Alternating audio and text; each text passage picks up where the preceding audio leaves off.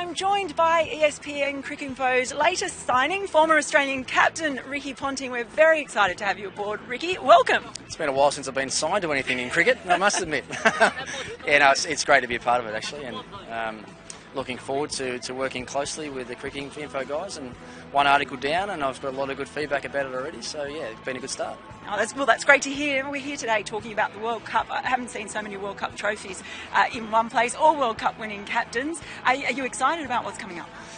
I'm actually surprised that we haven't done this more, to tell the truth. You think about World Cup history and how much success Australia's had, and Steve, Allen and I have never even done anything together as far as you know, probably celebrating the success that Australia's had in World Cup. So I think it's a great idea today. It's good to get us captains together. And it's probably good for Michael to sit down and be able to talk to all three of us as well. But yeah, the countdown begins now, doesn't it? 100 days to the World Cup, and we're all excited about it. I know when I was captain, when I was playing, and when that sort of 100-day mark came, you started thinking about the World Cup, and you started thinking about your team and your likely squad, and even some of the squads from other international teams. So yeah, it's exciting, and I'm looking forward to it getting underway here in Australia.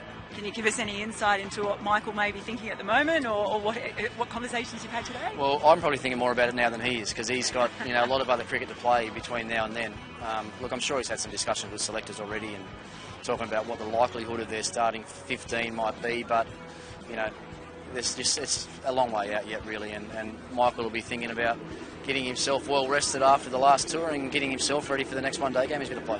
Well, speaking of those, I mean, it's not been the best start to the summer for Australia. Obviously, a terrible series in Pakistan test-wise, and the first game of this T20 series completely outclassed by South Africa. What do you think about the timing of these games? One game starting when the other team was only just coming back. Yeah, we had probably 4 or 5 of our better players out last night because they were still on the flight back or just got back from Abu Dhabi. So yeah, I think it's something that we've always sort of struggled with and juggled with, really, is trying to get the programming right through our domestic summer.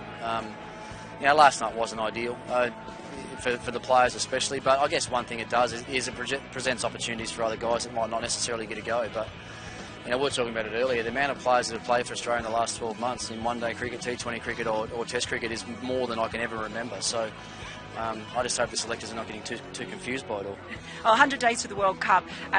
You were talking earlier about Andrew Symonds and the impact he made. Do you see an Australian player coming along who could make that kind of impact in the World Cup? I think we've got a few. Maxwell's been talked about for a little while. James Faulkner has just been named in the international ICC One Day Team of the Year. Mitch Marsh is an exciting player. I think if he gets an opportunity, we saw him in the Test matches last week, and good head on his shoulders and play ball in those conditions. I think he's an even better one-day player with his all-round skills. And David Warner, I think, is the other one at the top. If he happens to get going and play the way he can play in our conditions here in Australia, but more importantly on those couple of small grounds over in New Zealand, then there's a number of guys that I could mention. Guys that aren't even playing right now. Pat Cummins is another one that's got that X factor about him if the selectors decide to go ahead and pick someone like that. So, look, our squad of 15, I'm sure on paper is going to look probably better than everybody else's. And if they're all the good players are playing well at the right time in the World Cup, then I can see Australia going a long way. And also, just finally, Sachin Tendulkar's autobiography has come out, and there's some questions in there going back to the so-called Monkey Gate and questioning Australia's sportsmanship at the time. What are your feelings about that sort of coming out today? It's a long time ago now, isn't it? But I guess we all have an opportunity to do it in our books. I talked about it in my book, and Sachin's obviously wanted to talk about it in his book as well and give his side of the story. But I know, hand on heart, that I did everything that I was required to do as an Australian captain for the betterment of the game and for the betterment of society. We're reminded of it on a daily basis, and so that's why I acted the way I did. He might say it was over the top, and I acted probably a little bit harshly or a little bit quickly without thinking about it enough. But as I said, I was under instruction to do it, and that's the way I handled it. Well, we look forward to hearing more of your thoughts on all of these issues and of course, the World Cup after a long summer. Yeah, well, everything. We're going to talk to you about everything, Ricky, and we're so glad to have you on board. Don't forget to check out the ESPN Cricinfo live site now for the World Cup. Everything you need to know there about the World Cup in the lead up to February.